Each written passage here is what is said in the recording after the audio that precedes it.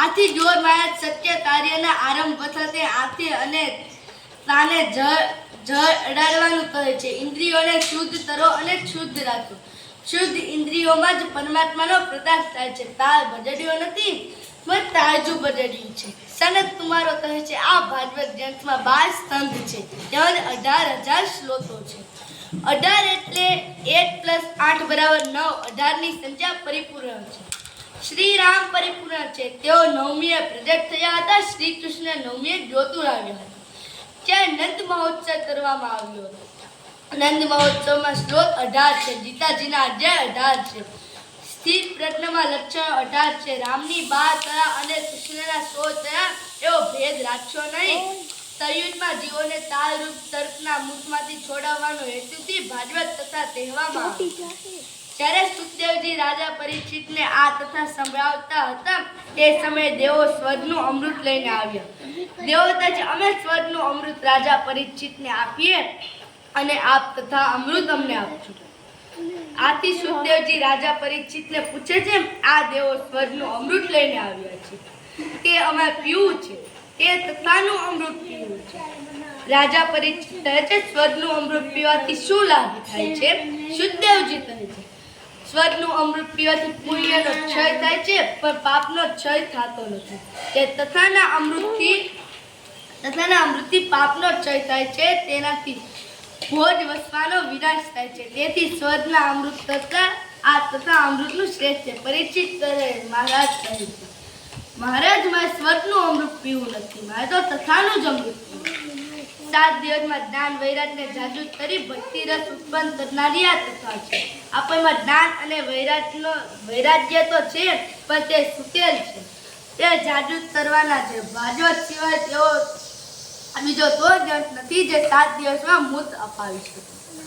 ભાગવતમાં ફક્ત જ્ઞાન અને ભક્તિ ચર્ચવામાં આવી છે એવું તેવું નથી, તેમાં વ્યવહારનો બોધ પણ આપવામાં આવ્યો છે. ભાગવતમાં સમાજ ધર્મ, સ્ત્રી ધર્મ, પુરુષ ધર્મ, આપત ધર્મ અને રાજનીતિ સમજાવવામાં આવ્યા હતા. પિતા, માતા અને ભાઈ કેવા હોવા જોઈએ તે દર્શાવ્યું છે. આપણે કેવી રીતે થવું અને કેવી રીતે રહેવું તે પણ તેમાં બતાવવામાં આવ્યું છે. વ્યાસજીએ ભાગવતમાં કાંઈ છોડ્યું નથી. વ્યાસજીને ભાગવત અને મહાભારત વિશે એવું સાત્વિક અભિમાન છે. મારા આ ગ્રંથોમાં નથી, સંસારમાં બીજા કોઈ ગ્રંથમાં નથી. હવે મારે કાંઈ બોલવું નથી, કાંઈ લખવું નથી. પરમાત્માએ મને જે કંઈ આપ્યું છે મેં તો સમાજ સેવામાં અર્પણ કર્યું છે. સર્વ શાસ્ત્રોને સારરૂપ આ ભાગવત છે. વેદમાંથી જ ભાગવત નીકળ્યા, છતાં ભાગવતના વેદાંત કરતા દિવ્ય શક્તિ છે. દૂધમાંથી ઘી ઉત્પન્ન થાય છે. દૂધ ન હોય તો ઘી ન થાય. દૂધ તથા ઘીમાં દિવ્ય શક્તિ આવે છે. 2 તોલા ઘીથી દીવો થાય, પણ 2 મણ દૂધ હોય તો એ દીવો થતો નથી. ભાગવત સર્વ વેદોનું સાર છે. ઉપનિષદની ભાષા ભારે હમ છે. વ્યાસજીએ ભાગવતના વેદાંતના સિદ્ધાંતોના જ આપ્યા છે, પરંતુ કઠિન સિદ્ધાંતોના દ્રષ્ટોના સારા સરળ અને રોચક બનાવીને ભાગવતની રચના કરી છે.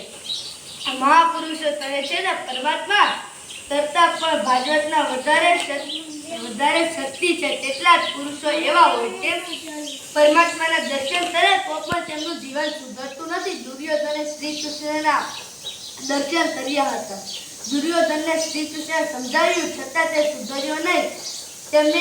તે પરમાત્માનું માન્યું નથી. તેટલા દુર્યોધને જેવા પાપી જીવો પરમાત્માના દર્શન કરવા છતાં સુધર્યા નથી. પણ એ જો ભાગવતની કથા શ્રવણ કરે તો તેમનું જીવન અવશ્ય સુધરે. શ્રી કૃષ્ણ જ્યારે પ્રત્યક્ષ બિરાજતા હતા ત્યારે થોડા જીવો તેમની શરણમાં આવ્યા હતા. તેમના જીવનનો તેમણે ઉદ્ધાર કર્યો. આજે પરમાત્મા પ્રત્યક્ષ બિરાજતા નથી કે ભાગવત કથા શ્રી કૃષ્ણ દરેક જીવનનું કલ્યાણ કરે છે. પરમાત્મા કરતા ભાગવતની કથામાં વધુ શક્તિ છે. દુર્યોધને રાવણ જેવા દુષ્ટો પણ કથા સાંભળે છે. પરમાત્માનો જપ કરે તો અવશ્ય સુધરે. જમે તેઓ પાપી પણ આ કથા સાંભળે તો તેનું પાપ બળી જાય છે.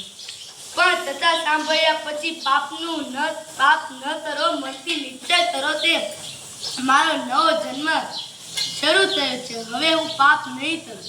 તથા સાંભળ્યા પછી જે પાપ છોડે છે તેને પરમાત્મા ક્ષમા આપે છે. એ આપણે આત્મદેવના ચારિત્ર્યમાં જોયું છે. તેના શ્રવણથી, દર્શનથી, પૂજનથી પાપનો નાશ થાય છે. ઉદ્ધવજીએ શ્રી કૃષ્ણને પૂછેલ, આપના સ્વર્ધામ મન પછી પૃથ્વી ઉપર અધર્મ વધશે, ત્યાં ધર્મ કોને શરણે જશે?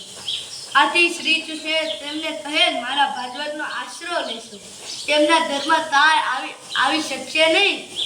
શ્રી કૃષ્ણ સ્વધર્મમાં પધાર્યા, તેમને આમનું દિવ્ય તેજ ભાગવતમાં રાખ્યું છે. પરમાત્મા સ્વધર્મમાં પધાર્યા નથી, પણ ભાગવતનું રૂપે આજે પણ ધરતી ઉપર બિરાજ્યા છે.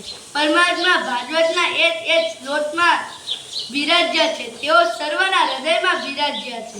કૃષ્ણ કનૈયા લાલ કી